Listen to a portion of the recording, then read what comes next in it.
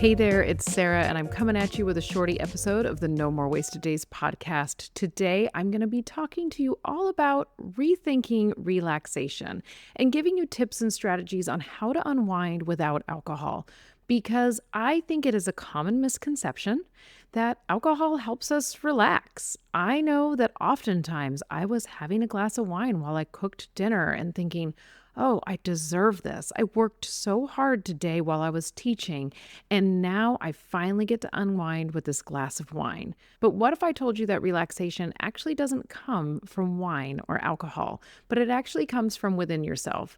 Today, we're going to be talking all about rethinking relaxation and discovering new ways to truly unwind without alcohol. And that's what you're actually going to find out. You're going to start to see that when you de-stress without alcohol, you truly de-stress. Because when I first quit drinking, I found out that I was actually so tightly wound. And part of that was because of the anxiety I experienced from hangovers and the guilt that I felt from how much I drank and that I was hiding it from people. And when I was free from those two things, I was finally able to let go of that stress and then start truly relaxing when the time in my life was meant to relax. So in today's episode, I'm going to empower you to reclaim your evenings and truly relax in a way that will nourish your mind and body and soul. So first, let's debunk the myth that alcohol is actually a relaxation tool. Alcohol feels relaxing because it does numb your body. It's a depressant, so it will actually relax your body and temporarily make you feel good. And just for a moment, it will actually numb stress. But it ultimately makes that stress worse because alcohol is going to disrupt your sleep. It's going to end up increasing your anxiety. And over time, it will create dependency, which then puts you into the cycle that I was talking about at the beginning of the episode, where you have that anxiety, the anxiety that often accompanies a hangover. And if your drinking is anything like mine was, you're experiencing blackouts and you're feeling ashamed about that. And you're also feeling guilty about that. And you're hiding your drinking from other people. So in the long run, the thing that you think you're doing to de-stress is actually stressing you out more. When it comes down to it, true relaxation isn't actually about escaping. And that's something I was always doing when I was drinking. I was trying to escape from my stress. I was trying to run away from the things that were stressing me out. But instead, true relaxation is actually about recharging your mind and your body. And then you can take on those stressors that you have in your life. Because here's the thing, stress isn't going to go away just because you quit drinking. You're still going to have those moments in your life of high stress. You're going to have day-to-day stress and you're going to have the high stress moments. And if I could take away stress from you, I really, really would. I would take it away from myself. But it really is a part of life and we can't run away from it. Instead, we really do have to reframe it and start looking for ways to recharge our mind and body so we're just ready to take on that stress. I'm going to give you some different ways that you can actually relax without alcohol, and these are going to give you the opportunity to build habits that genuinely help you unwind. Before I dive into the ways that you can start relaxing with alcohol, I want to invite you to download my free alcohol-free checklist. This is a checklist you can go through and make sure that you are set up with all the tools and strategies you need for success on your alcohol-free journey. Like I said, it's totally free to download. The link to download it is in the show notes of this episode, so you can head there right now while you're listening to this episode. Click that link and get signed up for the alcohol-free checklist, and it will be sent over to you while you're listening to this episode. All right, let's get to those practical ways you can relax without alcohol. I came up with 6 ways you can do this, but I'm sure as you're listening, you're going to come up with more ideas. So write those other ideas down and just know you don't have to do all of these. Pick one that sounds good, try it out. In the last shorty episode, I actually talked about having plans for when triggers arise.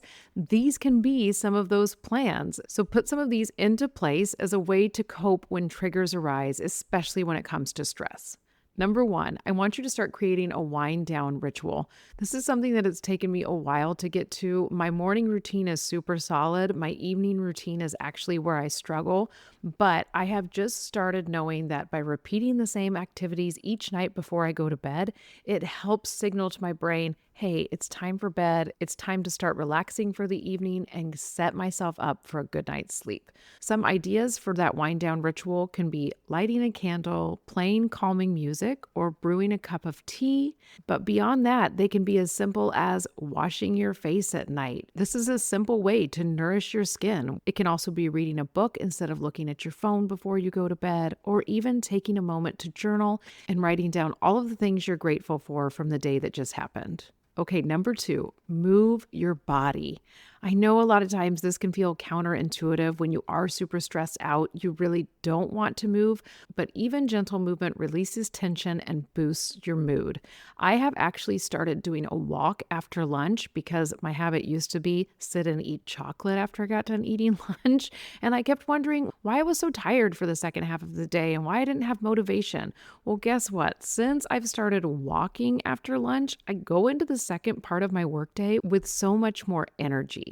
So if walking is not your thing, or maybe it's too cold out, or maybe it's raining, then stretch or do yoga. But just think about ways you can add in movement breaks throughout your day. You can also make it part of your morning routine to do workouts, but I really do want you to think about how you can gently move your body throughout the day to release tension and boost that mood. A pro tip for this is connecting it to something that always happens throughout the day, doing what we call habit stacking. That's exactly what I did by saying after lunch each day, I'm going to take a short walk. I paired it with something that happens every single day, eating lunch, and said, after that, I'll have a movement break. All right, number 3, engage your senses. This can be done easily by doing a sensory check and asking yourself, what do I see? What do I smell? What do I hear? What could I taste? And what could I touch? But you can also use sensory tools to relax, like essential oils, a warm bath, or cozy blankets. And that is definitely my favorite. Even as simple as changing out of your work clothes and into your comfortable, relaxing clothes at home can engage your senses and make you feel so comfortable and ready to relax. Number 4, practice mindfulness. That means using techniques like deep breathing, meditation, or journaling to calm the mind. Even 5 minutes of deep breathing can reset your nervous system. So do something like box breathing, where you breathe in for 4 counts, and then you hold it for 4 counts. You exhale for 4 counts and hold for 4 counts. And then you repeat. Keep going around the box in that way. Or use an app like the Unplug app, the Insight Timer app, the Calm app, or Headspace to do guided meditations. In all of those apps, there are so many 5-minute meditations that can just give you a reset. So when we're looking at the evening time and creating ways to truly wind down before you turn on the TV to watch a show, do a 5-minute meditation. Number 5, I want you to start exploring creative outlets. Learn to relax through creativity. This can include activities like painting or knitting or crocheting, cooking or gardening, or really any other craft out there. If you're using your hands and your mind to create something, you have a creative outlet. One thing I did early on in my alcohol-free journey was I took on learning how to play the ukulele with my husband. It was a creative outlet for us. It gave us something to do. Did we get really good at it? No, but we had a lot of fun, and it was a really cool way to unwind together. And I talk to so many people who say they rediscover hobbies that they used to love during times like dry January or when they start their alcohol-free journey. All right, number 6, try alcohol-free beverages. You will be shocked at how much a mocktail or herbal tea can become part of your relaxation routine. Almost every night, I enjoy a glass of tonic water with a splash of lime juice and a splash of grapefruit juice. When I have that, it is like my brain knows we are done with the workday. It's time to cook dinner and relax. Just like my brain thought that wine was doing it for it, now it has my ginless gin and tonic, as I like to call it. Herbal tea was also really big for me in the beginning because it gave me something to almost fiddle with when I'd be sitting on the couch. The way you have the tea bag, the string connected to it, and you can move that up and down, gives you something to do. It's a little bit of a ritual. But it can even be something simple like sparkling water with a splash of lime in there.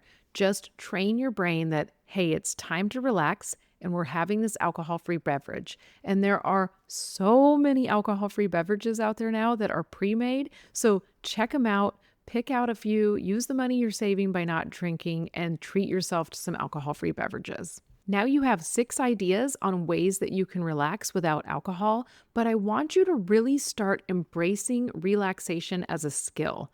Relaxation takes practice. I am a busybody. Naturally, I like to be doing things all the time. Sometimes I'll have days where I'm like, I'm just going to sit and do nothing today. And those days almost make me feel aggravated or irritated by the end of the day. Now, I know that those days have a time and a place, but I have really had to embrace relaxation as a skill and something that my mind needs. So when I'm doing it, I don't go into that sort of shame spiral. So I want you to start acknowledging this as well. And also start realizing that breaking the alcohol relaxation connection won't be instant. It's going to be a skill that you need to build. So if you try some of the things that I mentioned in this episode and you're like, that didn't help at all, just know that it will get better with time. And just know that breaking the alcohol relaxation connection isn't going to be instant.